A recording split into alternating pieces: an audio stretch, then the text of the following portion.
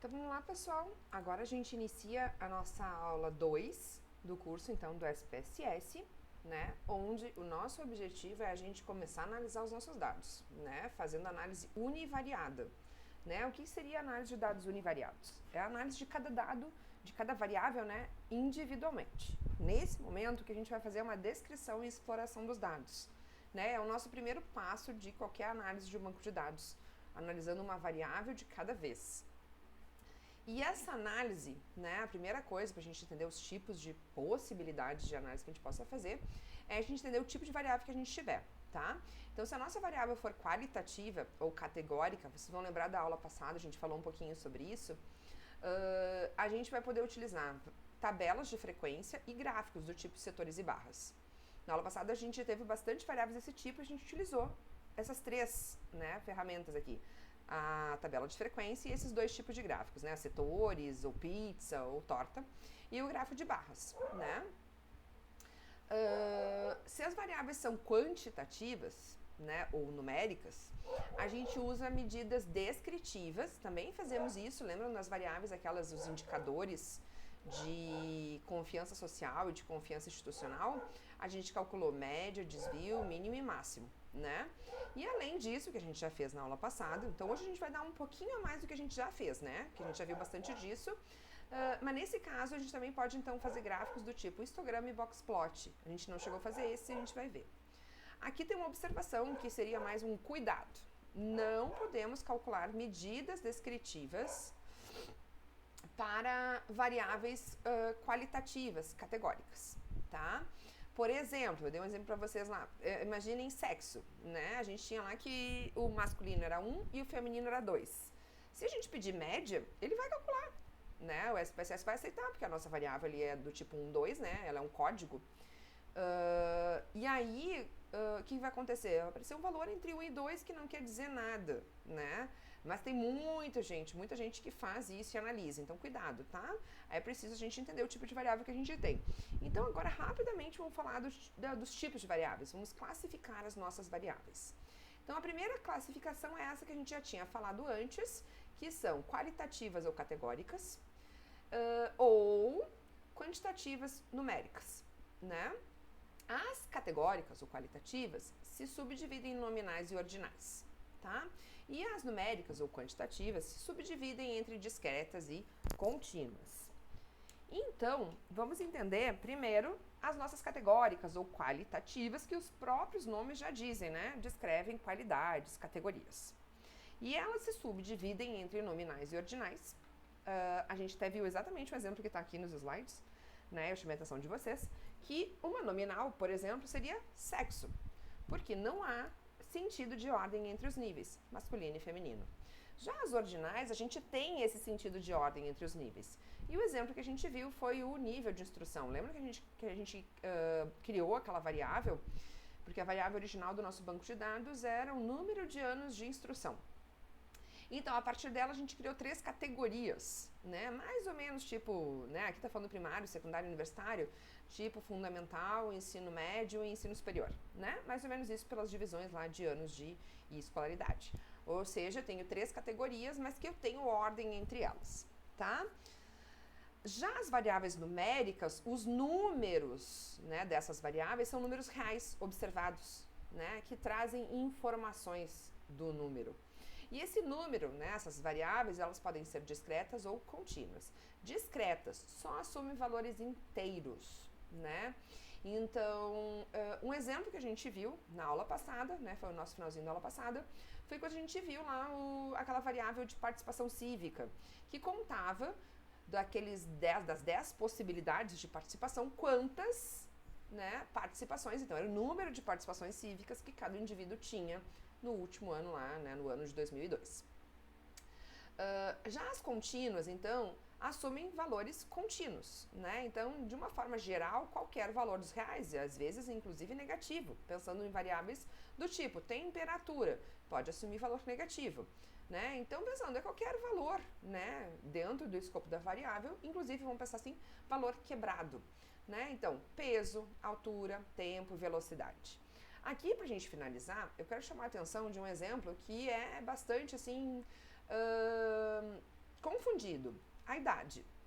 A idade, apesar de parecer que a gente conta e não mede, né? Então, parece que ela é discreta, mas na verdade ela é contínua.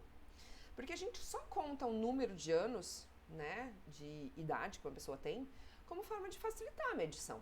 Mas, de fato, idade mede tempo. A gente só não fica dizendo que a gente tem tantos anos, tantos meses, tantos dias, tantas horas, tantos minutos, tantos segundos, né? Mas é contínuo o tempo, a vida, porque mede, né? Idade mede tempo, tá? Bom, então vamos entender os tipos de análises univariadas que a gente pode fazer. Então vamos primeiro para a análise de dados qualitativos, categóricos. E a gente viu então que no primeiro momento que a gente pode fazer a tabela de frequência. E o comando é feito através dessa sequência de cliques aqui, né? Analyze, Descriptive Statistics, Frequencies, tá? Aqui nós vamos fazer a análise de 3 variáveis que a gente tem como variáveis lá categóricas, né? Uma delas do banco de dados original, que é sexo, que era o F2, e 2 que a gente criou na aula passada. E idade 2, que é aquelas categorias, né, de 4, né, classes de idade. E a escolaridade, que a gente criou aquelas 3 classes, né? Comentei agora há pouco, mais ou menos a ideia de ensino fundamental, ensino médio e ensino superior, tá? Então, vamos lá para o nosso banco e a gente vai fazer essa análise. Então, Analyze, Descriptive Statistics, Frequencies. E tá aqui, né? Eu já tinha feito antes aqui, perdão. Né? Então, vai estar aqui a nossa caixinha, né? Limpa. E a gente vai colocar aqui, então, agora as nossas variáveis. Então, primeiro, F2, que é sexo. Idade 2, que é a nossa variável de classes de idade que a gente já criou na aula passada. E escolaridade também, variável que mede grau de escolaridade como categorias que a gente criou na aula passada. Tá? Aqui tem outras opções que a gente não vai ver hoje, tá? Mas tem algumas coisas que a gente poderia, então, pedir além da tabela. Aqui vai só simplesmente sair uma tabela de frequência, tá? Então, ok. E estão lá as nossas tabelinhas, tá? A primeira, então, aqui, né, sexo. Então, não, na verdade aqui, essa é a nossa primeira tabela, tá? Essa nossa primeira tabela aqui, ela simplesmente fala a respeito, né, dos tipos, do número de casos válidos em cada uma das nossas variáveis. Então, sexo, não tem nenhum missing, todos 1.511 casos válidos. Mesma coisa as classes de idade. Já as classes de escolaridade tinham 2 casos, a gente já tinha visto também na aula passada, né, 2 casos de missing, né? Sexo, né? Então tá aqui, o que a gente tem, gente? Primeiro, frequência é a nossa contagem de casos. Depois, o percentual e na sequência aqui os casos válidos, né? Percentual de casos válidos, que no nosso caso, como a gente não tem missing, dá igual. Mas vamos lá embaixo, então, olhar, né, o caso de escolaridade, a gente vai ver que tem diferença.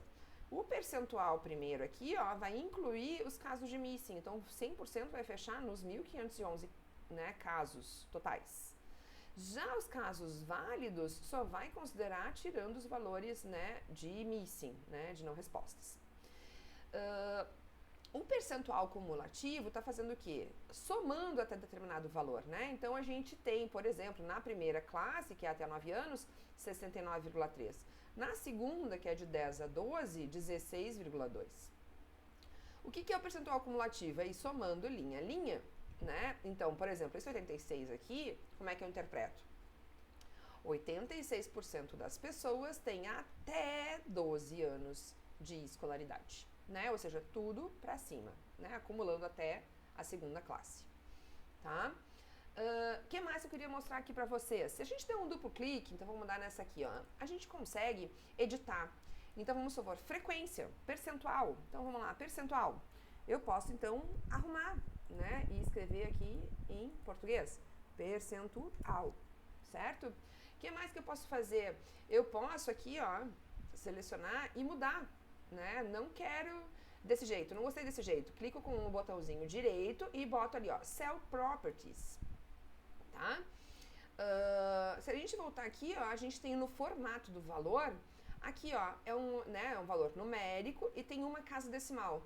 Eu quero 2 casas decimais, certo? Eu posso ir mudando e dando um apply e vocês vão vendo como vai ficar. Olha ali, ó, 2 casas decimais, certo? Eu posso pedir para colocar, inclusive, o percentual, né? Se for o meu caso, né? Aí vai aparecer lá, ó, percentual, tá? O alinhamento. Eu quero que fique centralizado. Então clica aqui, vai ficar centralizado o meu valor, tá? E outras coisas, tá, gente? Aí mexendo aqui por exemplo, aqui a fonte, mudar, né, a forma, a fonte dos valores da letra, né? Então, assim, tem possibilidades muitas para ir mexendo e ir vendo o que tem na nossa tabela. Se a gente clicar com o direito, outra coisa que aparece aqui também é propriedades da tabela, tá? E aqui a gente pode ir mudando as nossas linhas, por exemplo, tá? As bordas da tabela, preenchimento e outras coisas tantas, tá, gente? Nota de rodapé, aqui, né, bordas. Então, é ir mexendo aqui e vendo, né, o que pode ser interessante para a nossa tabela. Uma coisa que aqui no meu já está mudado, mas eu vou mudar aqui rapidamente só para mostrar para vocês, aqui, lembra aquele caminho que a gente fez na aula passada? Edit Options. Vocês vão ver daqui a pouquinho o que a gente fez aqui nesse caminho. Aqui no General, lembra que é como aparece? Tava aqui marcadinho, Display Labels, e a gente trocou para Display Names, que é, ao invés de mostrar o label, que é a descrição da variável, a gente prefere, pelo menos eu, Lisiane, prefiro, né? E troquei, que aparecesse o nome da variável, que é menorzinho, é curtinho, né? A gente fez essa troca aqui, né? E tem várias outras opções que ficam de forma geral. Ou seja, sempre que eu rodar vai estar aparecendo desse jeito, sempre que eu utilizar vai estar aparecendo desse jeito. Então, o Pivot Tables, o meu tá alterado aqui, tá, gente? Mas se vocês aqui, eu vou colocar aqui, o System Default, vocês vão ver que é este aqui, Acho que na aula passada até eu já tinha feito tabelas deste jeito, tá? E existe, né, regras para construção de tabelas. E tem alguns, né, em alguns lugares que isso é bastante rígido. Por exemplo, eu vou publicar os meus resultados num periódico, numa revista. E lá é dito que tabelas não são fechadas nas laterais. Então, esse default aqui do SPSS já não é aceito, por exemplo, se eu quiser publicar essa tabela, né, do jeito que ela sai aqui, tá? Porque não pode ter essas barrinhas laterais aqui, então eu vou ter que ir lá e tirar cada uma delas. Então, o que eu posso fazer é ir vir aqui e já trocar. Ou seja, todas as minhas tabelas vão sair de um formato, por exemplo, aqui eu botei o acadêmico, né, que foi o que rodou ali, que tem essa carinha, eu acho bonitinha, né? De bordinhas duplas, bordinhas mais escuras, abertas nas laterais. Mas o que mais tem aqui, gente, é coisas diferentes, Tá? É ir mexendo aqui e ver o que agrada vocês, tá? Tem coisa pra caramba, ok? Esse aqui até que tá interessante, a parte também acadêmico, né? Aqui ela dá uma corzinha nos valores, tá? Eu vou usar essa aqui só pra gente ver, né? E vou rodar de novo as frequências. Então vejam, lembra ali, né? Como é que eu faço a frequência? Analyze Descriptive Statistics Frequencies. Mas eu posso vir aqui e olhar, né, a minha última função, né? A última coisa que eu fiz aqui, que foi as frequências, e vai estar ali, né, as nossas 3 variáveis. E eu rodo. Olha o que vai aparecer aqui. As tabelas agora com uma carinha diferente, porque foi essa mudança que eu fiz. Não gostei. Sem problema. Volto aqui. Edit Options. E aqui volto lá. Eu prefiro acadêmico. Lisiane, prefiro, tá? Então é achar o que vocês preferem e todas as análises daqui pra frente vão sair com aquele estilo, tá? Tem outras opções ali que são opções, vamos dizer assim, de forma geral, né, de funcionamento do sistema, tá?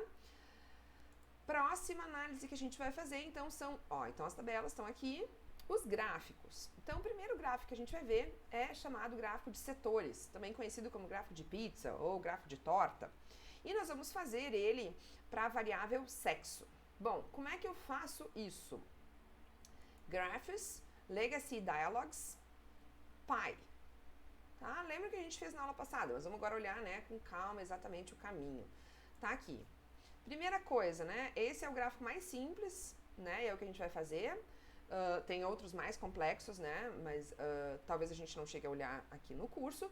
Aqui, para fazer só para sexo, que é o que a gente vai fazer, então é esse aqui bem simples, Define. Vou limpar aqui. E somente aqui nesse campo, que diz, né, que define os slices, as fatias, por sexo. Então, eu tenho que ir lá e procurar o meu F2 e colocar nesse campo. Só isso, tá? Poderia, gente, fazer isso agora, mas também na hora de editar o gráfico eu conseguiria vir aqui, por exemplo, em Titles e colocar o título, né? Então, é distribuição por sexo, tá? Continue, e aí, ok. Tá lá o meu gráfico, tá? Esse, então, é o gráfico. Vejam, ele é bem cru, do jeito que sai, mas a gente pode, da mesma forma como vimos na tabela, clicar 2 vezes, vai abrir aqui, no caso do gráfico, né, um editor de gráficos, e algumas coisas, tá, gente? Vamos olhar algumas coisinhas aqui, mas o negócio é dar uma mexida aqui e ver as coisas acontecendo, tá? Então, se eu clicar aqui, ó, aparece os dois. Dou um clique, duplo clique, clico só no azul, tá vendo? Ó, só no azulzinho. Ai, não gostei desse azul, eu quero um azul mais clarinho. Este aqui, apply. Agora eu vou lá tentar achar, né, clicar no verde. Não gostei desse verde, eu quero um verde mais clarinho. Apply. Tá? Que mais, gente? Vamos lá, cliquei aqui em Elements. Eu posso pedir, ó, para mostrar os labels dos dados. O que é os labels dos dados? Né? A representatividade de cada uma das minhas fatias aqui. Aqui, como padrão, é o percentual. Mas eu posso, por exemplo, querer colocar as contagens e não o percentual, certo? E aí eu venho aqui e tiro o percentual. Ou boto também, né? Eu posso colocar mais de um, apply. Fica as 2 informações. Eu posso botar o sexo também. Ó, ficam as 3 informações. E aí eu poderia até excluir a legenda. Cliquei na legenda aqui, ó, e aqui eu desapareço com ela. Certo? Então é assim, gente, ir mexendo e vendo o que agrada a vocês. Da mesma forma, eu posso clicar aqui e mudar. Eu quero uma casinha decimal, tá? Eu quero aumentar o tamanho da letra. Eu quero aqui, por exemplo, né, ó, explodir, né, as fatias. Não gostei, eu quero juntar as fatias, tá? É ir mexendo e chegando no gráfico. Fechei, no momento que eu fechei, né, vem pra cá o nosso gráfico, como a gente editou. Tá, gente? Então agora é ir mexendo e ir aprendendo, né, essas funcionalidades e ver o que mais agrada a vocês, ok? Próximo gráfico que a gente vai olhar aqui, então tá aqui o gráfico de setores, né, que a gente, ó, né, aqui eu dei algumas dicas, né, do que a gente viu ali, né, de mudar e trocar percentual, essas coisas todas. Agora nós vamos ver os gráficos de barras, né, ou de colunas ou de barras, tá?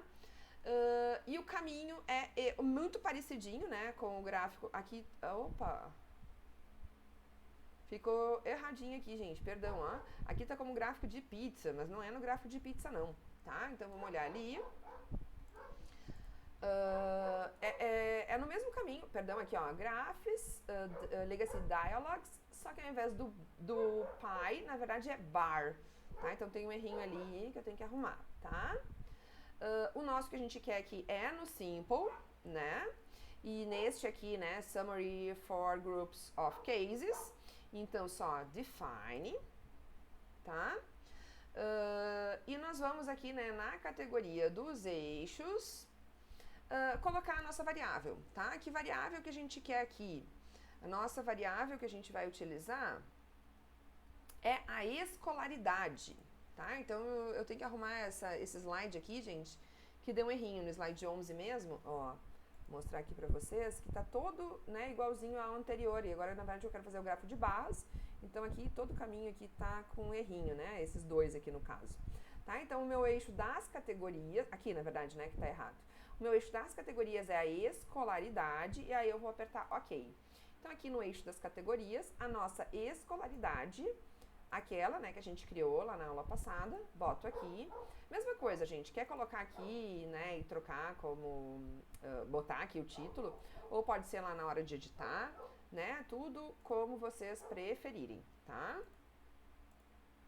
Tá lá o nosso gráfico, opa, tá ali o nosso gráfico, e a mesma ideia, né, eu posso editar e melhorar, não gostei da cor, né, eu quero colocar aqui os labels, ó, então tá aqui as contagens, como eu posso também colocar percentual, se preferir, eu posso trocar a cor, né, então aqui, se eu selecionar aqui, né, não gostei dessa cor, eu prefiro um azulzinho este, tá ali, apply, tá, e aí mudando, gente, tá, aqui, deixa eu ver, se eu entrar aqui, ó, eu consigo dar um duplo clique.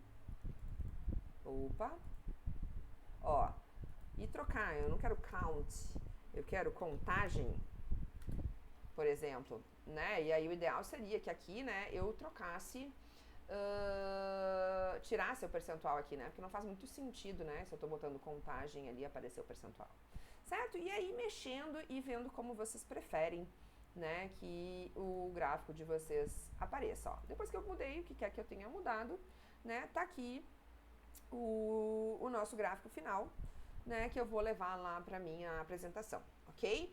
Deixa eu já aproveitar e mostrar para vocês, tá? Eu vou abrir um Word aqui, mas seria a mesma coisa, né, que abrir um PowerPoint, tá? Mas só para mostrar um Word, uma paginazinha em branco, que é semelhante ao que vocês vão ter lá para fazer, né, ter que fazer na atividade de avaliativa de vocês, tá? Então deixa eu puxar meu Word para cá, tentar puxar ele pequenininho, para não para eu conseguir mostrar talvez na mesma tela, né, o que eu quero mostrar. Eu quero botar esses dois gráficos. Este aqui, então, na minha apresentação, vocês estão lá preparando a apresentação de vocês, né? Imagina o que é o PowerPoint, tá, gente? Eu vou pegar um PowerPoint melhor. Deixa eu fechar meu Word aqui. Eu tô com meu PowerPoint, só vou abrir um novo e trazer pra cá. Ó. Opa. Tá aqui, né? Então vamos supor que esse aqui seja lá um slide do meio do meu trabalho, né? Vocês vão vir aqui, ó, no SPSS, clicar com direito, tá? E copy. Chega aqui e clica com direito e colar. Ó, tá lá o gráfico de vocês, tá? Vou inserir aqui mais um slide, tá? Vou levar esse outro gráfico, mesma coisa, tá? Esses são bem simples, os gráficos são bem simples de levar. As tabelas e Ctrl+V, tá? Eu vou clicar Ctrl+V no meu teclado. É a mesma coisa, tá, gente? A tabela tem uma particularidadezinha, porque eu tenho duas opções para levar a tabela. Então, vou voltar aqui, ó. Por exemplo, essa aqui, tá? Das classes... Essa aqui tá mais bonitinha, né? Maiorzinha. Das classes de idade, tá? Eu posso clicar com direito aqui ou com o meu teclado, né? Copy. Ok? Demora um tempinho, se a tabela for bem grandinha, demora um tempinho a mais, tá? E se eu clicar aqui e dar um Ctrl+V, ó, ela vem deste jeito. Ou seja, se eu colasse num Excel, cada uma desses valorzinhos entraria lá, porque ela é uma tabela, ó. As coisas estão, ó, tá vendo ali? Dá pra enxergar ali os risquinhos? Eles estão no formato de tabela, mas não vem a formatação, certo? Mas vem os valores, ou seja, eu posso chegar agora aqui e colocar as minhas linhas, certo? Se for do meu interesse. Uma outra opção, tá? Então, vou incluir mais um slidezinho aqui. Lembram que eu copiei já no SPSS. Eu clico com direito aqui, não apareceu, aqui e venho aqui em colar especial. Porque daí eu vou pedir, não apareceu aqui pra mim, deixa eu voltar aqui. Copiar.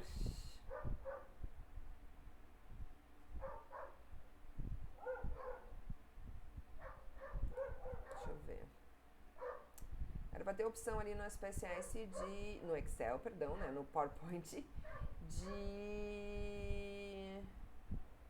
eu conseguir copiar, vamos tentar de novo, de eu colar especial como figura.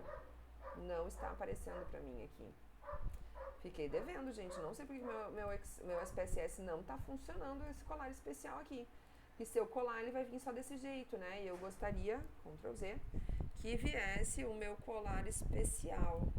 Que estranho, deixa eu copiar. Antigamente tinha também no SPSS uma outra opção que era copiar objeto. Deixa eu ver se aqui no Edit aparece. Cópia especial talvez apareça aqui, vamos ver. Imagem. Então talvez, vamos ver se eu fizer assim. Então, ok, vamos ver se ele vai copiar. E aí agora talvez apareça a opção de colar como uma figura. Vamos ver se eu colar da Ctrl+V. Não apareceu. Eita, gente. Então, Edit, Copy Special. Então, vamos tirar essas outras coisas e vamos deixar só a imagem, tá? Vamos ver, tentaremos ainda. E chego aqui e daí nem apareceu a opção.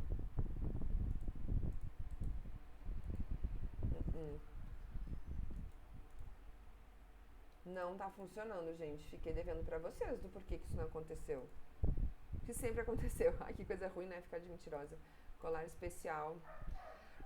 Também não tá vindo, ó, como imagem. Copy. Clicar com direito. Colar especial. Não tá aparecendo a opção de colar como figura. E aqui também não tá aparecendo a opção de copiar especial.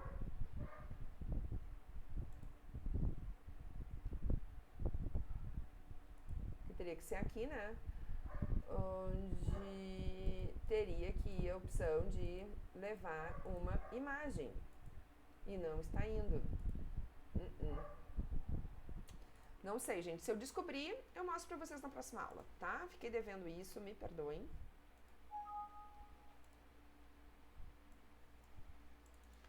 E, seguindo, então, né? Bom, se a gente quisesse, né? Agora nós vamos fazer um outro gráfico de barras aqui, tá? E aí eu vou mostrar pra vocês, na verdade, uma diferença entre dois gráficos, que é o gráfico de colunas e o gráfico de barras. Nós vamos pegar agora a variável classes sociais, que é uma das últimas variáveis lá do banco. Deixa eu vir aqui, ó. Essa variável aqui, ó, tá? Classe 2. Essa variável nós vamos fazer o gráfico agora. O mesmo gráfico que a gente fez agora há pouco, o gráfico de barras. A mesma coisa, né? As opções padrões. E ao invés de escolaridade, nós vamos colocar aquela variável lá, então, classe 2, tá? Ok. Tá aqui, ó. Então, vejam que ela tem aqui como categorias valores, né, nomezinhos bem compridinhos, tá? Nesse tipo de variável que tem categorias, né, e quanto mais categorias, mais compridinhas forem, né, mais complexo vai ser usar esse tipo de gráfico, é ideal a gente transpor, porque daí os nomezinhos ficam mais visíveis, tá? Como é que eu faço isso? Duplo clique, né, entro na caixinha de edição, ok? E nós vamos lá em Options, Transpose Charts. Ou seja, nós vamos transpor o gráfico. Só isso. Ó, o que estava neste eixo, agora está neste eixo. Então, vou fechar aqui só para mostrar para vocês. Olha a diferença. O quanto, né, olhando, né, lembram que estava isso aqui tudo picadinho aqui embaixo, né, embaixo de cada coluninha, né, quando isso aqui era uma coluna, tá? Agora que eu vou chamar, então, a atenção dos nomes, da diferença dos nomes. Quando a gente vira ele, fica muito mais fácil de ler, tá? A diferença entre os dois gráficos, então, de fato, vejam, o SPSS só tem um deles, que é, aqui, barra.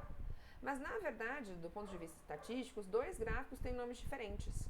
Este aqui é chamado de gráfico de colunas, porque as nossas barrinhas estão na posição vertical. Quando a gente vira, né, fez essa transposição e as barrinhas ficam na posição horizontal, esse gráfico daí, então, ganha o nome de gráfico de barras, tá? Então, só esse detalhe aí de diferença, de fato, tá? Que mostra a diferença, né, entre os dois gráficos, que é indicado, então, em casos, né, o de barras, principalmente, então, quando a gente tem categorias compridas, nomes compridos, que daí ele não faz aquela cortezinha que a gente tinha visto antes, tá? Seguindo, o que a gente tem aqui na sequência? Ó, né, a gente tinha visto isto aqui. Agora nós vamos ver, então, variáveis qualitativas, né? E a primeira coisa que a gente pode fazer, então, são calcular as medidas descritivas. Depois a gente vai ver também, na sequência, um gráfico de perfil bem interessante, tá? Esse conjunto de variáveis aqui a gente vai usar bastante, então ela é bem interessante a gente começar fazendo a análise descritiva, né? Porque a ideia da descritiva é a gente entender, né, as variáveis uma a uma do nosso banco de dados. Então, da variável 10, D10 até D17, nós vamos pedir as medidas descritivas, tá? Analyze, Descriptive Statistics, Descriptives, tá? Aqui tem um cuidado, ó. Antes de efetuar qualquer análise estatística, é necessário a gente definir, ativar, se existir, então, missing. Do tipo, não responde, não sabe, não se aplica, não quis responder, o que quer que seja, né? Recusa, que a gente tinha no nosso exemplo. Lá na coluna de missing. Isso é muito importante porque senão, pensem lá, né? O meu missing é valor 9, o meu missing é valor 99. Se eu não disser que esses valores são missing, eles vão entrar no cálculo da média. E esses valores são muito grandes, vão puxar a média lá para cima e distorcer completamente o que a gente está medindo, né? Porque de fato o que a gente não mediu foi esse 9, esse 99. Isso é só uma forma de notar, né, a não resposta, ok? Bom, Então, eu vou fazer análise descritiva, as medidas, em Analyze Descriptive Statistics Descriptives. Da variável, vamos limpar aqui, né, que foi o que a gente tinha feito lá na aula passada, R7, das variáveis D10, ó, D10 até D17. Então, apertei o Shift no meu teclado e cliquei no D17. Joguei lá para dentro, tá? Só lembrando, lembra que a gente já tinha falado, né? O padrão aqui é média, desvio padrão, mínimo e máximo. E tem outras todas aqui que eu já tinha falado na aula passada, né? Que estão disponíveis, né? Que pode ser de interesse do pesquisador para melhor descrever os seus dados, tá? Ok. E aí a gente chega então aqui, né, na nossa tabela. Essa aqui, vou voltar ali só porque fica interessante a gente botar uma coisinha. Volto aqui então, ó, nas minhas últimas chamadas, pode ser, né, ela tá aqui Descriptives, ou fazendo o caminho, Analyze, Descriptive Statistics, Descriptives. E aqui em Options, neste caso, acho que ficaria bem interessante a gente colocar, ó, Descending Means. Ou seja, colocar em ordem da maior média para a menor média. Já vou falar por quê. Ok. Vai ficar mais interessante para a gente comparar. Essas variáveis aqui, vou lá no questionário D10 a D17. Vamos lá ler para a gente entender quem são elas. Aqui, ó. Da seguinte lista de aspectos, ó, D10 a D17, diga qual a importância que deve ser dada a cada um deles para deixar vir para cá alguém que nasceu, foi educado e viveu fora de Portugal. Ou seja, eles querem saber a opinião do português, do cidadão português, do nativo, né, sobre a imigração. É isso que eles querem saber, né? E aí a gente tem questões, ó, ter boas qualificações acadêmicas, ter familiares próximos, que vivem próximos, falar português, ter formação cristã, ser branco, ser rico, ter qualificações profissionais de que Portugal precisa, querer adaptar-se ao mesmo modo de vida dos portugueses, né? Então, aí as questões, então, a serem avaliadas são 8 itens. E no momento eu coloquei da mais... Ó, voltamos. Aqui, mais próximo de 0, não tem importância nenhuma essa característica. Não precisa ter qualificações acadêmicas, não, né? Para esta pessoa que está respondendo. E 10, não, é muito importante, né? Ou seja, seria um requisito importante para autorizar a imigração, né? Que a pessoa tivesse, então, boas qualificações acadêmicas. Então, se a gente olhar aqui, quanto maior a média, mais importante é aquela característica para as pessoas que responderam, ou seja, para os portugueses, né? A visão que eles têm sobre características importantes para a imigração. A mais importante, ter qualificações profissionais de que o país precisa. A menos importante, média 2,85, ser branco. Tá? Então, vejam, né? Interessante a gente começar a analisar, né, essas informações de perfil, né, de comportamento que a gente começa a perceber, né, do nosso banco de dados, ok? Seguindo, a gente tem agora, deixa eu mostrar ali, né, então tá aqui o resultado, exatamente o que a gente fez, ó, então por isso que eu botei, né, eu coloquei em ordem para a média, do maior para o menor, e agora nós vamos fazer um gráfico de perfil, tá, que vai mostrar mais ou menos o que a gente viu ali, tá? Aqui, então meu gráfico, mesmo caminho lá, né? Graphs, Legacy Dialects e Line. Simple, né? O default, né? Summarize for groups of cases. Não, perdão, aqui no caso a gente vai querer summary of separate variables, né? Tá aqui, ó, separate, summaries of separate variables. Porque a gente vai colocar mais de uma variável, né? Então, por isso que a gente tem que botar esta opçãozinha aqui, né? Porque não são casos de uma mesma variável, né? Grupos de uma mesma variável, e sim variáveis separadas. E aí, neste campo aqui, nós vamos colocar as nossas variáveis de D10 até D17. E veja que o padrão já é média. E é isso que a gente gostaria de colocar. Deixa eu só voltar aqui, ó, na minha saída. O que eu gostaria nesse meu gráfico é aparecer linhas, que vão aparecer essas médias aqui, ó, pra gente conseguir enxergar num gráfico essa diferença, essa disparidade que existe aqui entre alguns itens, tá? Então é isso aqui mesmo que a gente quer, tá? Na caixinha onde as linhas representam. e dá um OK. E tá lá o nosso gráfico, ó, aqui, ó. Olha o nosso gráfico. Vou dar um duplo clique, agora a gente vai mudar algumas coisinhas. Lembram, ó, quando fica aqui embaixo, fica ruim de ler, né? Mas a gente viu que a gente pode fazer o quê? Transpor o gráfico, né? E isso é bem legal, fica melhor, né? Transpor o gráfico. Uma outra opção, ao invés de ir lá nas options que a gente viu, é vir aqui, ó, nesse botãozinho, também faz a mesma coisa, ó, transpor o gráfico, tá?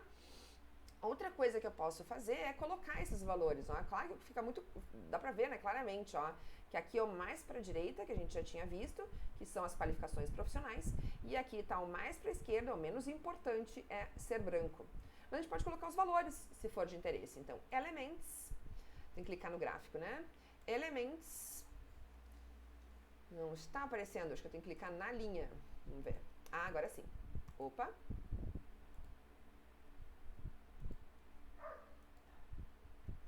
Na linha Elements Show Data Labels. Ó, e aí apareceu as nossas médias ali, certo? Então, esse é o nosso gráfico, ok? Mostrando ali o que a gente já tinha visto na tabela. Então, vejam que são duas visualizações do mesmo resultado, né? Que dependendo de onde a gente estiver publicando, né? Pode ser mais interessante, né? Ou para o público que está lendo, apresentar desta forma ou desta forma, tá? Todas elas são variáveis métricas, né? Onde a gente pediu para o indivíduo dar uma nota, né? Sobre aquela característica ser ou não ser, né? Ser mais ou menos importante para a imigração, tá? Seguindo, tá aqui o nosso gráfico. Agora nós vamos ver então o box plot, tá? Vamos fazer para as mesmas variáveis, tá? O box plot aqui não tem muitas variáveis que são muito informativas, mas só para explicar para vocês que é um gráfico disponível e que em alguns casos ele pode ser bem interessante. Onde é que ele está? Mesmo caminho. Opa, meu mouse trancou aqui, só um momento. Box plot, tá aqui ele, ó, box plot. A gente quer simple, mas a gente quer também, como a gente vai colocar várias variáveis, a gente vai colocar de novo da D10 até a D17, a gente quer gráfico separando por variáveis. Então, isso aqui. Vai ser um gráfico para cada variável, tá? Basicamente vai ser isso.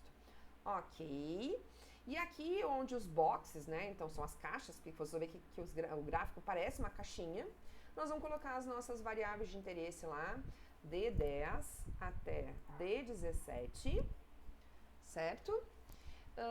E ok.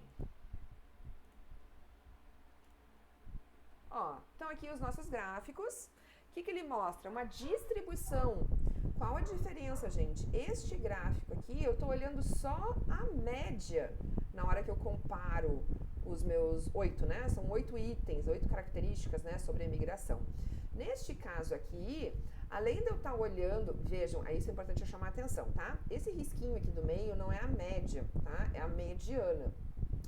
Geralmente elas são próximas, quanto mais simétrico for a distribuição dos dados. Mas se os nossos dados tiverem uma distribuição mais assimétrica, ela se distancia um pouco. Mas de qualquer forma ela dá uma ideia, né, de distribuição, mas assim a gente já consegue enxergar, ó, né? Tá aqui, ó, o ser branco, ó, bem mais para baixo, a caixinha. E as caixinhas lá, né, ó, qualificações profissionais, né, por exemplo, ó, uma caixinha bem para cima com mediana bem para cima, tá? Então dá ideia do que a gente já tinha visto antes lá, né? Então tem variáveis, tem pesquisas, né? Depende do que eu estou medindo, que esse gráfico é bastante utilizado, né? Então tem algumas áreas específicas que esse gráfico é bastante conhecido e utilizado, então, tá? A gente tem, eu só vou chamar a atenção, né? Então, ali nos slides, vamos lá olhar, né? Aqui está o caminho, então, que a gente fez, aqui está o nosso resultado. E aqui na caixinha, né? No gráfico de caixa, eu explico, então, o que são cada uma das coisinhas que aparecem ali, né? Voltar ali só para vocês enxergarem, aqui ele está mais achatadinho, mas é o mesmo, ó. É esse mesmo gráfico que está aqui, ó. Estão vendo? Certo? Vai aparecer mais ou menos esticado, né? A caixinha vai ser mais apertadinha ou mais aberta, assim, mais espalhada, né? Dependendo da distribuição dos meus dados. Isso aqui são chamados de valores atípicos, outliers, pode ou não existir, né? Depende do comportamento dos dados. Então, vamos lá. Então, o que eu tenho, né? A caixinha, e o risquinho lá intermediário na caixinha, não necessariamente no meio, mas um risquinho lá dentro da caixinha, são os nossos quartis. Primeiro quartil, mediana ou terceiro quartil e mediana ou segundo quartil e o terceiro quartil. Né? E aqui está explicando o que é cada um deles, né? Então vamos lá. O que é o primeiro quartil? Bem ideia de quarto, pessoal. Então, para baixo deste valor, eu tenho 25% dos meus dados. Entre estes dois, mais 25% dos meus dados. Entre estes dois, mais 25% dos meus dados. E para cima deste, mais 25% dos meus dados. Tá? Então, aqui, ó, da caixinha até a prolongação aqui, que se chama bigode, né? Então, até o fim do bigode, eu vou ter 25% dos meus dados, ou quase isso, quando eu tiver um valor atípico, né? Que vai ser mostrado lá, quando ele estiver muito longe, né? E a definição de valor atípico vai ser, né? Tá aqui, ó. Quando o valor se distanciar, né? Vai aparecer como uma bolinha. Quando ele se distanciar em 1,5 D, onde D é o tamanho da caixa, então pensem, tamanho da caixa, ela mais a metade dela, ou seja, né, vezes 1,5, se eu botar isso para cima e ainda tiver valor fora dela, esse valor é um atípico, né? Então, é uma bolinha ali, tá? É um atípico assim, não tão grande, mas é atípico. Né? E aqui no SPSS, se passar de 3 vezes o valor da caixinha, então pensem, 3 caixinhas para cima, eu ainda, ou para baixo, né? Também é a mesma coisa. Eu ainda tiver valor que passe, né, deste limite lá, vai aparecer como um xizinho, né, valor atípico. Se não existir valor atípico, então não vou ter, né? E aí esses limites aqui, né, correspondem exatamente, né, aqui, ó, a 1,5, né? Então, é o primeiro quartil, ando 1,5 da distância quartílica para baixo, né? E a mesma coisa lá para cima, tá? Se não houver ali, né, perdão. Se não houver valor atípico, estes limites aqui vão ser os meus mínimos e máximos. Então, no meu exemplo aqui, vamos voltar no exemplo lá que a gente fez, né? Melhor. Ó, este aqui, que é o ser rico, este risquinho aqui foi o máximo que alguém deu, é o 10. E esse risquinho aqui foi o mínimo que alguém deu, que foi 0, tá? Mas se tiver valor atípico, então, por exemplo, ó, ter qualificações profissionais que a pessoa, de que o país precisa, o típico, vamos dizer assim, o padrão, né, o global dos dados está distribuído aqui. Esses valores aqui se destoam muito. Por quê? Porque a grande massa de pessoas acha que é importante isso. Então, esses valores são considerados atípicos. E eles passam, então, nesse bigodinho. Então, vejam que aqui não é o meu valor de mínimo. O meu valor de mínimo vai ser este aqui, ó. E aqui estão os valores, né? São as informações. É o indivíduo 985, é o indivíduo 1458 e assim por diante. Esses numerzinhos é o número do indivíduo no banco de dados que considerou como um atípico, tá? Então, na verdade, aqui essa bolinha são 4 bolinhas uma em cima da outra. Aqui é a mesma coisa, 4 bolinhas uma em cima da outra. Ó, aqui são 3 bolinhas, tá? E esse, então, é o box plot, tá? Outro gráfico que a gente pode fazer para variáveis quantitativas é o histograma. E nós vamos fazer o histograma aqui para 2 variáveis, tá? Que são ali as mais extremas. Lembram? É a D14, que foi a menos importante para a imigração, né? Que é ser branco. E a D16, que era a mais importante para a imigração, que é ter qualificações profissionais de que o país precisa. E a gente quer ver como é que se comportam essas 2 variáveis, tá? Então, vamos ao nosso caminho, ó. Né? O mesmo caminho de todos os outros, agora eu vou escolher histograma, tá? Então, posso fazer aqui mesmo, tá? Ó, gráficos, Legacy Dialogs e histograma, o último, tá aqui embaixo, ó. Aqui em variável, eu vou colocar então a variável que eu quero fazer o meu histograma. Então, a nossa variável aqui é a D14, que era o ser branco, né? Bota ali, ok. Viram, gente? Eu não tô mais mostrando a parte de editar, né? Depois é a mesma coisa, eu posso dar um duplo clique aqui e trocar a frequência, né? Trocar para frequência, tá? Então, tudo isso pode ser alterado, mudar a cor, tudo, tá? Então, o histograma está mostrando o que, gente? Como os meus dados estão espalhados, né? Então, aqui no nosso caso, de 0 até 10, como eles estão espalhados. Vejam, a grande maioria deu 0, né? para esta variável aqui, né, para essa característica da imigração. Vejam então que a gente tem aqui é uma simetria positiva, né, quando a gente tem uma grande concentração de dados nos valores menores e poucos dados nos valores maiores. Tipo distribuição de renda, né, bem parecidinho com distribuição de renda. Muitos ganhando pouco, poucos ganhando muito, tá? Esse então é o exemplo da nossa variável lá D14, que é ser branco. Vamos lá pedir o mesmo gráfico, ó, vim aqui, ó, histograma. E nós vamos trocar agora para D16, que é aquela das qualificações profissionais de que o país precisa. Ok. Vejam que é justamente o inverso. Então, como que se distribuem as notas entre 0 e 10? A grande maioria das pessoas, ó, acha que sim, isso é importante. Olha aqui, 7, 8, 9 e 10 as notas, né, que foram dadas. Tá? Então, o que a gente tem aqui é uma simetria negativa.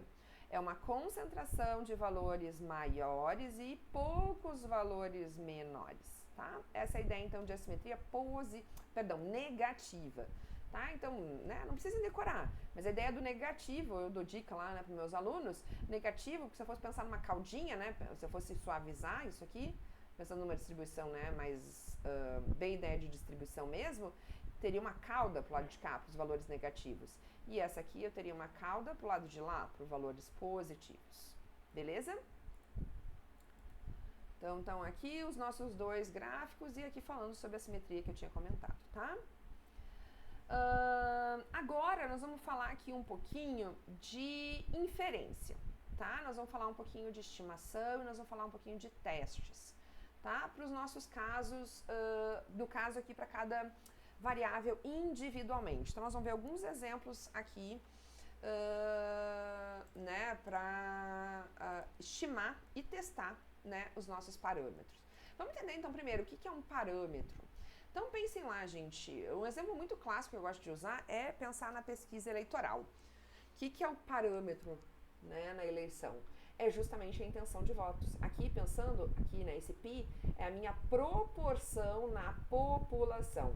Ou seja, é a proporção de pessoas que vão votar lá no candidato A, no candidato B, né? Então, é a proporção de intenção de voto, realmente de votantes no dia da eleição. Isso é o nosso π. Quem é que sabe disso com antecedência? Ninguém. Ninguém, né? Às vezes eu brinco, só Deus sabe, né? E a cabecinha das pessoas. Mas, de fato, nem isso, né? Porque no caso da eleição, se modifica muito, né? A intenção ao longo da eleição, tá? E isso é o risco, né, de quem faz pesquisa. É o risco, né? As eleições, de um dia para o outro, acontece alguma coisa e muda total, né, o pensamento sobre a sua intenção, tá? Mas, de fato, né, no caso da eleição, mesmo que eu quisesse fazer uma pesquisa com a população, eu não conseguiria, né?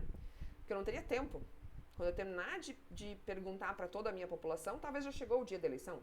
E pior ainda, botar dinheiro no lixo, né? Que quando eu terminar, além de, né, não ter mais utilidade, que já chegou o dia da eleição, eu tô botando dinheiro no lixo porque se eu demorar muito para fazer a pesquisa, e como daí se eu for fazer a pesquisa na população é muita gente, eu vou demorar muito tempo, o que eu perguntei lá no início já não tem mais validade. As pessoas, aquelas que eu perguntei lá no início, já mudaram, né, o que elas pensam pro dia da eleição, para sua intenção de voto.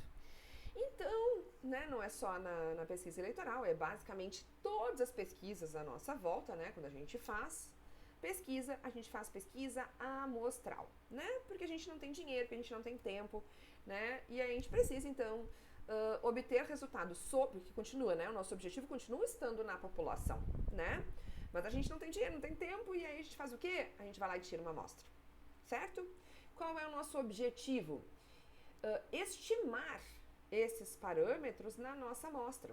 Então, no caso da eleição, eu vou estar estimando esse P proporção, certo? Eu vou utilizar, né, como estimador esse P proporção na minha amostra. Mas o meu objetivo é que esse P reflita o π, que é o parâmetro populacional, tá? Essa é a ideia, né, da pesquisa eleitoral, tá, gente? De pesquisas, né? É a gente tirar uma amostra e esperar, né, que esse parâmetro, que esse valor da minha amostra aqui, que se chama estimativa, é um valor particular na minha amostra, que esse valor aqui seja o mais próximo possível daquele valor lá que ninguém conhece, tá? Bom, o meu estimador vai assumir diferentes valores, depende da minha amostra. né? Então pense em pesquisa eleitoral, né? Depende de quem eu for sortear lá, né? Ou abordar, no caso da pesquisa, que não é uma pesquisa probabilística, né? É uma pesquisa meio... é uma pesquisa não probabilística, né? Porque eu vou indo abordando as pessoas mesmo, cheio de regras, né? Mas eu vou abordando as pessoas, elas não são selecionadas aleatoriamente para compor a minha amostra.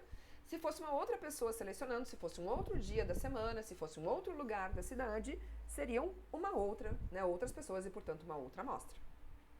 Então, o meu P aqui, né, que é a minha estimativa de votantes no candidato X lá, no candidato A, vai assumir um diferente valor dependendo da minha amostra. Mas o que a gente espera quando a gente faz estimação? Que a nossa amostra tenha sido bem selecionada, que a nossa amostra tenha um tamanho suficientemente bom para que este valor que eu encontrei aqui, ele não vai acertar naquilo lá. Nunca, né? Para eu saber exatamente aquilo lá, eu teria que fazer o censo, né? Pesquisar toda a população. Mas a gente espera, né, com todos esses cuidados, né, pela aleatoriedade, né, que está por trás dessa escolha dos indivíduos, que este P aqui seja bem próximo deste P aqui. Essa é a ideia, né, da inferência estatística, tá, gente? Bom, então nós vamos estimar. E eu posso, então, estimar, né, uma estimativa possível aqui é a estimativa por ponto. Aqui, então, eu estou olhando, tá, ao invés da proporção, eu estou olhando, vamos supor que o meu interesse é saber a média da altura de todos os brasileiros. E eu vou lá e pego uma amostra para eu estimar x barra, né, que é para obter a minha estimativa, né, que vai ser então a altura média numa amostra, para eu estimar então essa altura dos meus brasileiros, né? Então, meu objetivo é, com base na amostra, eu estimar a altura dos brasileiros, tá? Eu posso estimar de duas formas, estimativa por ponto, que é a média então que eu vou obter, né, o meu x barra lá na minha amostra, como eu posso também fazer uma estimação por intervalo. Você já deve ter ouvido falar dos intervalos de confiança, tá? No caso da pesquisa eleitoral, ele fica até meio escondidinho, né? É a margem de erro da pesquisa. É justamente se eu pensar, né, lá no centro está lá o parâmetro meu de interesse, que é aquele π lá que eu mostrei para vocês, que é o que eu gostaria de saber na minha pesquisa, e eu vou ter um limite para menos, um limite para mais, que eu espero estar errando aqui, vou falar entre aspas, né? Que é o que eu vou estimar com base, né, no tamanho da minha amostra, com base na variabilidade dos meus dados, né? Estimar esses dois limites, né? E esse é o meu erro da pesquisa, é o quanto para lá, o quanto para cá, né? Eu estou estimando aquele valor ali de interesse, lá no caso, né, da pesquisa eleitoral, a proporção de pessoas que vão votar no candidato A. No caso da pesquisa lá, que eu quero saber a altura, né, é o meu parâmetro MI, média da altura dos brasileiros, ok? Qual é a chance, eu vou calcular aqui, né? Vamos supor que ao invés de x barra aqui eu tenho P, a proporção. Qual é a chance de que na amostra eu acerte, na pinha, certo? Ali, na mosca, a proporção de pessoas que vão votar no candidato A? Nenhuma, é zero a chance.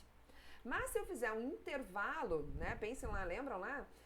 Margem de erro, 2 pontos para baixo, 2 pontos para cima. Se eu fizer um intervalo na volta desta proporção estimada, a chance de que eu esteja acertando é maior. E isso é chamado de nível de confiança, certo? Já devem ter ouvido lá falar intervalo de confiança com 95%. Né? Então, os intervalos são preferíveis porque eles nos indicam essa confiança, eles nos trazem um limite, nos trazem limites, um intervalo de valores e que a gente espera, com determinada probabilidade, que é a nossa confiança, que esse valor abrace o valor que eu estou tentando chegar, que eu estou tentando estimar na minha pesquisa. A altura de todos os brasileiros, a intenção de voto de todos os eleitores, certo? Essa é a ideia do processo de estimação, tá? Então, vamos lá, obter um intervalo de confiança para a nossa variável confiança social, tá? Então, essa é a nossa primeira análise que a gente vai fazer, tá? Estimar a confiança social. Onde eu faço isso? No mesmo caminho que a gente tinha visto até agora, lembram lá? O Analyze Descriptive Statistics, só que agora na abinha Explore, tá? Então, vamos lá e eu vou mostrando para vocês passinho por passinho. Eu vou aqui nos dados, Analyze, Descriptive Statistics, Explore, tá? Aqui nessa caixinha da, né, lista de dependentes, é que eu vou colocar a variável que eu quero analisar. Confiança social, tá, gente? Aqui em estatísticas, nós vamos clicar. E aí tem aqui, ó, né, tá marcadinho, e vejam aqui, ó, nível de confiança de 95%. É aqui que a gente vai colocar. Ele vai estar fazendo o intervalo de confiança para a média. Média do quê? Da confiança social do português, confiança nas pessoas, né? Um intervalo de 95%, ok? Continue. E eu tenho que, ou eu posso botar aqui, né, só statistics, ou eu posso colocar aqui ambos, tá? Vai sair os gráficos também, não tem problema, e ok. E aí nos gráficos vai sair, ó, pra nós, ó, vou só botar aqui, ó, box plot. Lembram lá, ó, tá aqui o box plot da confiança social. Tá muito mais parecidinho com aquele nosso, né? Caixinha, primeiro quartil, segundo quartil, mediana, terceiro quartil. Aqui no nosso caso, o nosso valor mínimo. Aqui não é o nosso valor mínimo, porque esses valores aqui foram considerados atípicos, né? Valores outliers superiores, tá?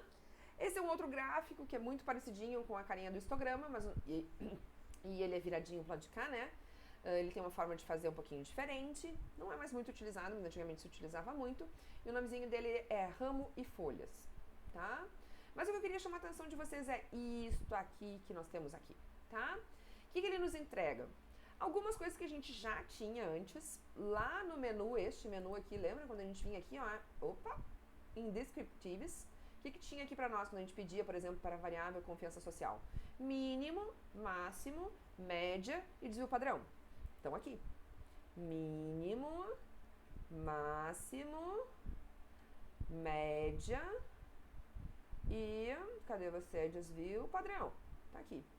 Mas tem outras medidas mais que eu também tinha a opção de pedir lá, lembram? Aqui ele vem completaço, assim como eu posso tirar também, tá?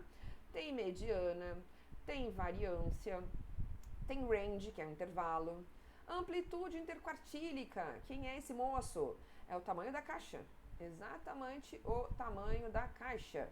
É a diferença, ai meu mouse caiu de novo aqui, é a diferença entre o terceiro quartil e o primeiro quartil, certo? E as medidas lá de avaliação, né, de formato da distribuição, assimetria, nossa, já faltou o nome aqui, assimetria e curtose, tá? Não vou entrar no mérito de avaliar, né, porque daí a gente tá falando aqui muito de conhecimento de estatística, algumas coisinhas aqui levaria muito tempo, né, dando mais foco aqui, né, em algumas coisas mais específicas que eu chamei a atenção, né, achei mais importante para chamar a atenção. E aqui, então, eu estou querendo chamar a atenção do intervalo de confiança para a média. Então, primeiro eu quero chamar a atenção para a média. Lembram lá, né? A nossa confiança social é uma média entre 3 indicadores, né? Era 7, 8, 9, uma coisa assim, não me lembro mais. Que a gente calculou a média entre elas. Cada uma delas eram valores entre 0 e 10. Ou seja, a média de confiança social, nosso indicador, é um valor que a gente espera entre 0 e 10. E a média dele deu 4,31. Ou seja, eu estou dizendo que todos os portugueses têm, em média, confiança social 4,31? Não, isso é a média da minha amostra. Mas então eu posso inferir isto para a minha população? Aí que a gente estava falando, é preferível utilizar o intervalo de confiança, porque nisto aqui eu vou estar dizendo que uma confiança de que no mínimo é isso, no máximo é isso, e a confiança é 95%. Ou seja, a gente tem dois limites que a gente espera que abrace quem? O Mi. Porque esse aqui, o 4,31, é o nosso X barra, é a média na amostra. Mas eu gostaria de saber o Mi, média na população. Ou seja, o meu interesse é saber a confiança social média de todos os portugueses. Então é Mi que eu quero saber. Então, na hora que eu uso esse intervalo de confiança, eu vou interpretar o quê? Eu espero, com 95% de confiança, que a média da confiança social, né, de todos os portugueses, seja no mínimo 4,22, 4,23 a 4,40. Deu para entender, gente? Ou seja, eu tenho como se fosse, né, dois limites abraçando esse valor que eu não conheço, continuo não conhecendo, mas que eu espero 95% de confiança que esteja aqui no meio, tá? E isso isso é o valor da média populacional que eu espero, né, gente? Não é a confiança de cada indivíduo português.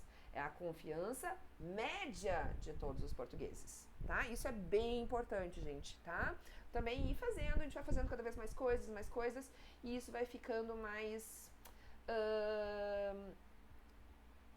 vai fazendo mais sentido, tá? E isso eu queria chamar, eu até botei nos slides aqui, ó, como um cuidado. Vejam que o mínimo é entre 0 e 10. Ou seja, a confiança social, né, então é diferente aqui, né, a gente só botou lá confiança social, índice de confiança social. A confiança social de cada indivíduo, tem gente que vai ter no mínimo 0, ou seja, confiança 0, e tem gente que vai confiar total, 10. Não é isso que a gente está dizendo aqui, gente. O que a gente está dizendo é o quê? É em média, tá? Então, por isso que eu botei aqui cuidado, tá? A gente está falando em termos médios, né? E não individualmente cada indivíduo, cada português, tá? Então, pra gente finalizar, eu vou botar agora, né, falar um pouquinho do teste de hipótese, e nós vamos fazer um exemplo de teste de hipótese também. Então, primeiro vamos entender o que é um teste de hipóteses, tá? O problema no teste de hipóteses é, na inferência estatística, né, basicamente, geralmente é ou estimar um parâmetro, que foi o que a gente viu a partir do intervalo de confiança, ou é testar uma hipótese. O que é testar uma hipótese? A gente faz uma afirmação a respeito de uma população, um parâmetro, e saber, a gente vai fazer o quê? Buscar uma amostra para ver se essa amostra confirma ou não esta afirmação, tá? Então, a definição é a seguinte: o teste de hipóteses é um procedimento estatístico que busca verificar uma hipótese a respeito da população, no sentido de rejeitá-la, né? Ou seja, buscando dados, né, da amostra, para ver se esses dados amostrais, esses indícios amostrais, rejeitam aquela afirmação, aquela hipótese feita sobre a população. Exemplo, tá? Que é o que a gente vai ver. Eu só vou dar um pulinho lá só pra gente ver qual é a nossa hipótese que a gente vai testar. O que a gente vai testar, gente? Confiança social. Qual é o centro da nossa escala? Mais ou menos ali, né? Vai de 0 a 10. 0 não confia, né? Não tem confiança nenhuma nas pessoas. Desconfia total das pessoas. E 10 confia total nas pessoas, né? Então, o centro da minha escala seria o 5, tá? O que eu quero testar aqui? Será que eu poderia dizer, porque vejam, quando a gente calculou a média da amostra, vou voltar ali, ó, 4,31, não tá assim tão longe de 5, né? O que eu gostaria de verificar? Será que eu poderia dizer que o português, em média, confia mais ou menos, confia ao centro da escala, tem uma confiança média, né, mediana ali no centro da escala, com relação às pessoas? Eu poderia dizer que a confiança social do português, em média, é 5? Esse é o teste que a gente vai querer fazer, tá? Bom, então essa é a ideia de um teste de hipóteses. Eu vou afirmar, então eu estou afirmando ali, né, que o português, em média, né, a confiança social média dele é 5. Eu vou lá e peguei a amostra de 1.511 portugueses e quero ver se o que eu observei nessa amostra confirma ou não, né, essa minha hipótese de ser 5 o centro da escala, beleza? Um teste de hipótese, então, né, então eu vou chamar a atenção aqui de algumas coisinhas, tá, tentando não ser tão teórica, né, na ideia da estatística. Eu tenho uma hipótese nula, onde, por exemplo, lá eu vou dizer, né, minha confiança social é igual a 5, hipótese nula, e hipótese alternativa, minha é diferente de 5, tá? Então, isso é um teste de hipóteses. Teste de hipótese é sempre um par de hipótese, uma igualdade e uma diferença, tá, gente? A gente vai ver o caso mais simples. Tem casos em que aqui não é diferença, mas eu não vou olhar isso com vocês para não complicar tanto a nossa vida aqui, tá? Então, aqui eu estou testando para uma média só, mas eu poderia testar para 2 médias.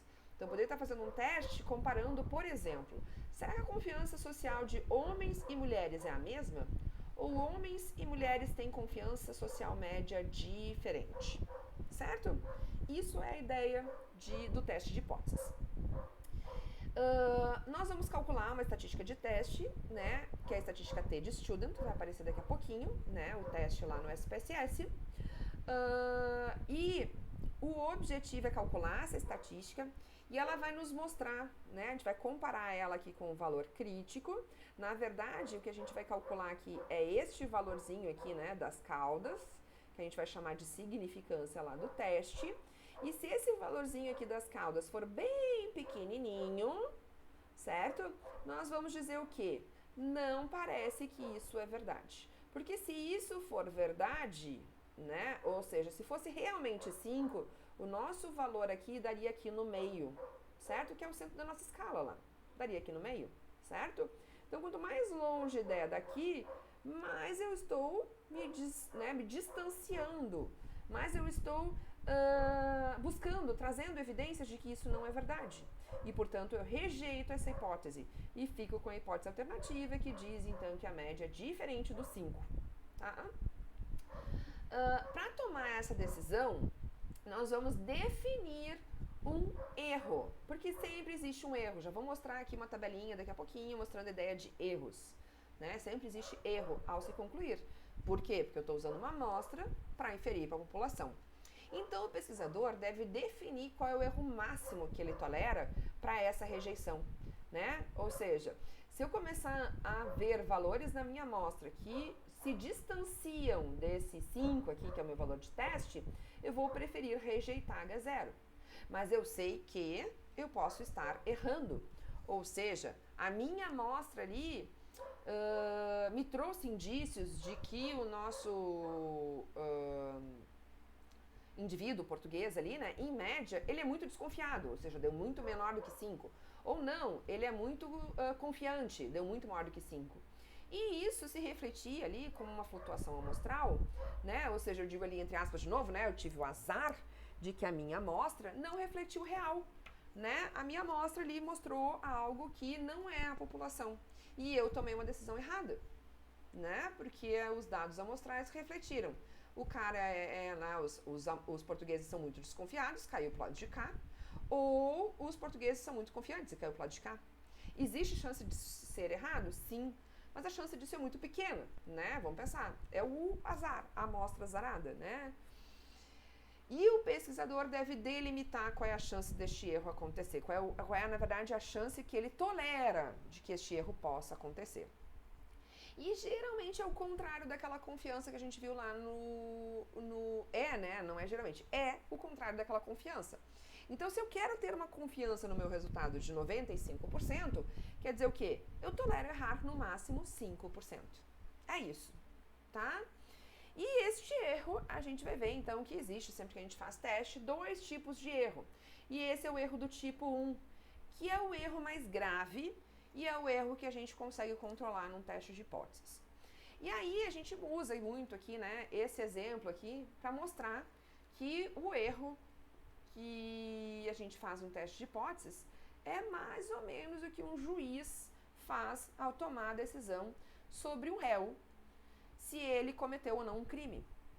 Esse réu sabe se ele é inocente ou culpado. Então aqui é a realidade. Ele e Deus sabem se ele não cometeu o crime, inocente, ou se sim ele cometeu o crime e é culpado. O que o juiz tem que fazer? O juiz não sabe qual é a verdade, né, sobre o réu.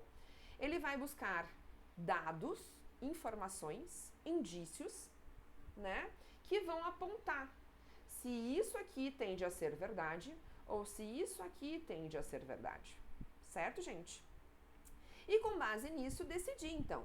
Se isso aqui parece ser verdade, ele decide não condenar. Se isso aqui parece ser verdade, ou seja, os dados dele, né, as provas do processo mostram que isso aqui parece ser verdade, ele vai lá e condena o réu, certo? Existe chance dele estar cometendo erro, gente. Existe chance do réu ser inocente e as provas que se juntaram lá foram todas no indício de que ele era culpado. E o juiz tomou a decisão de condenar e errou. Condenou um inocente. Como pode acontecer o contrário? O réu é culpado, ele realmente cometeu o crime. Mas as provas não foram suficientes para conseguir demonstrar essa culpa dele. E o juiz, então, não condenou. Ou seja, ele cometeu um erro, ele deu liberdade para alguém que era culpado. Certo? 2 possíveis erros. Qual erro é pior? Libertar um culpado ou prender um inocente? né? Se colocando no lugar do inocente, vamos combinar que isso aqui é muito mais cruel, né? E isto é parecido, tá, gente? A ideia de quando a gente comete o erro no teste de hipóteses. Este é o erro que a gente controla. Esse é aquele alfa, ó, contrário da confiança, né? Então, se eu quero 95% de confiança, então eu tolero errar no máximo 5%. E aí, quando a gente faz a análise, vocês vão ver que vai aparecer pra gente um p-valor. E é com base nele que a gente vai interpretar, tá? Gente, nesse momento, eu vou te pedir pra vocês assim, ó, se estiver muito cansativo, dá uma paradinha e depois assiste de novo, tá? Porque realmente talvez tenha ficado muito, né? A última parte do conteúdo fica desgastante, tá cansativo, né? E aí talvez não entre mais. Dá um tempinho, olha depois, tá? Bom, então vamos pro SPSS fazer o teste, este aqui, né? Verificar se a confiança social é ou não é igual a 5. Onde é que eu faço isso? Analyze, Compare Means, One Sample T-Test. Bora lá? Analyze, Compare Means, One Sample T-Test. Vou botar então a minha variável de teste aqui, que é aquela confiança social. Cadê você? Aqui.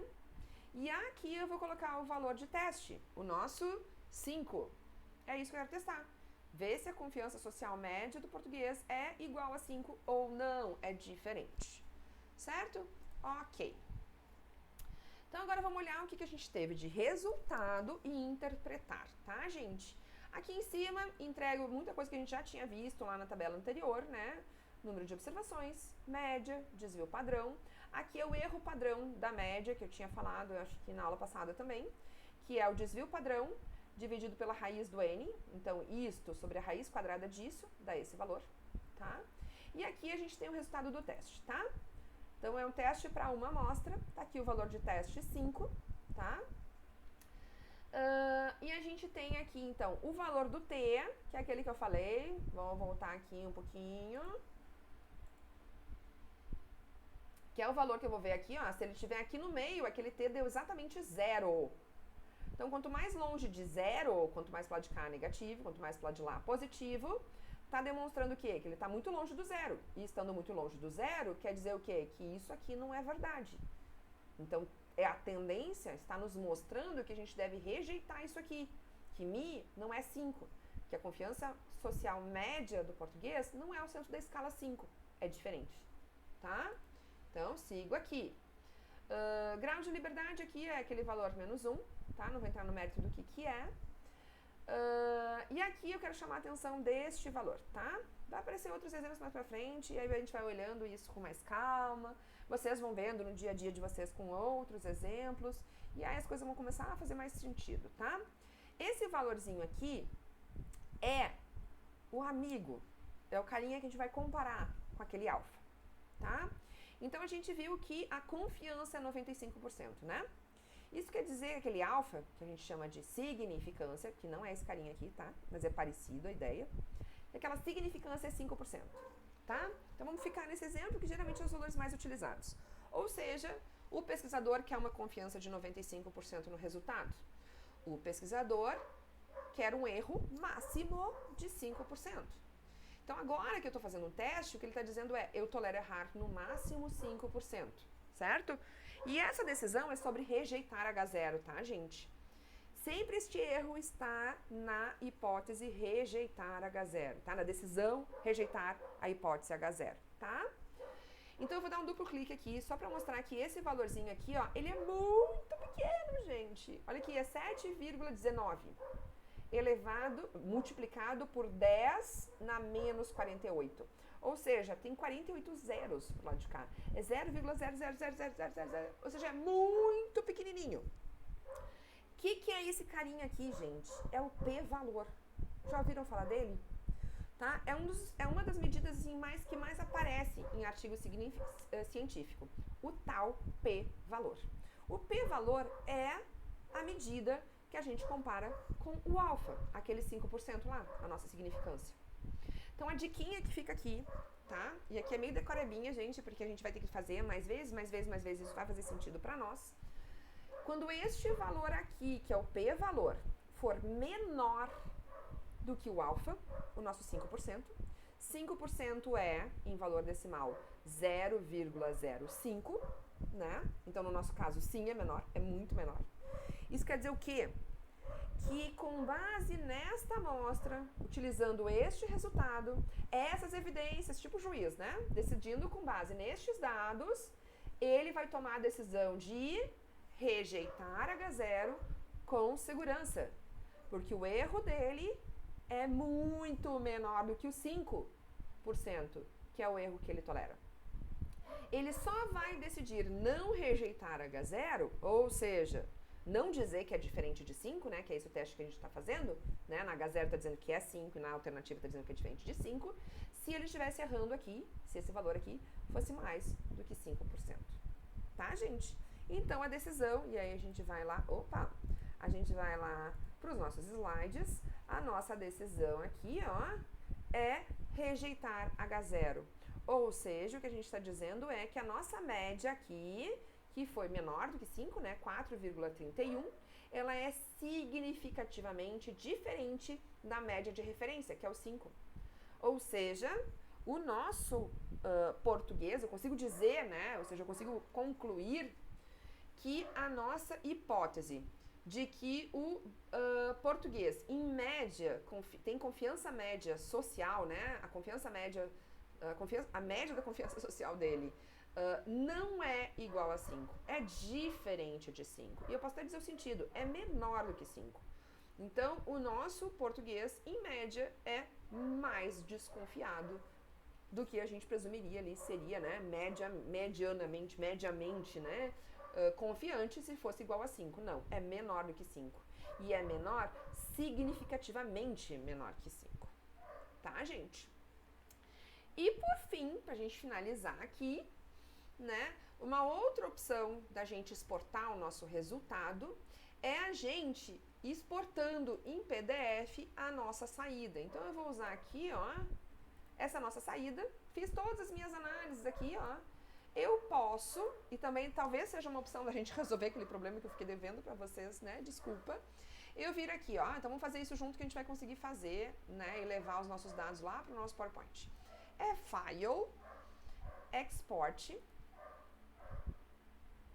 e aí vai aparecer a opção da gente escolher PDF. Ó, então tá aqui, ó, eu vou escolher, né, PDF.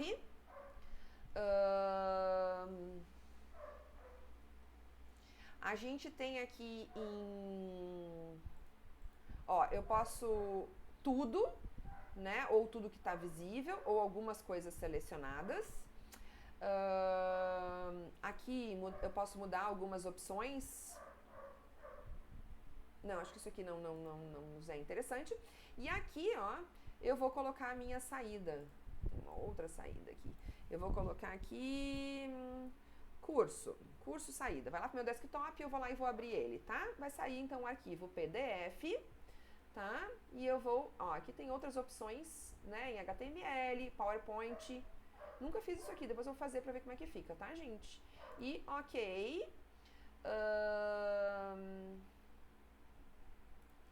Eu tenho que escolher um outro lugar, ok? Vamos escolher um outro lugar, então vou botar lá na minha pastinha, aqui, ó, no Lisiane URGS, curso aqui, o nosso curso, turma 2021, e vamos colocar o nome aqui, né? Então é curso saída, beleza? Salvei e ok. Vou esperar ele e eu vou tentar já junto, gente. Porque eu não tinha feito aquela opção ali de ver a opção do SPSS, né? Vai que a gente consiga. Do PowerPoint, vai que a gente consiga, né?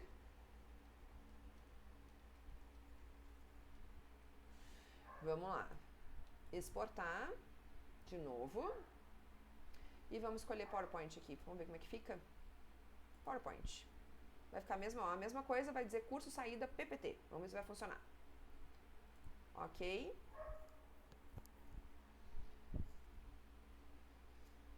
E eu vou lá abrir meu arquivo.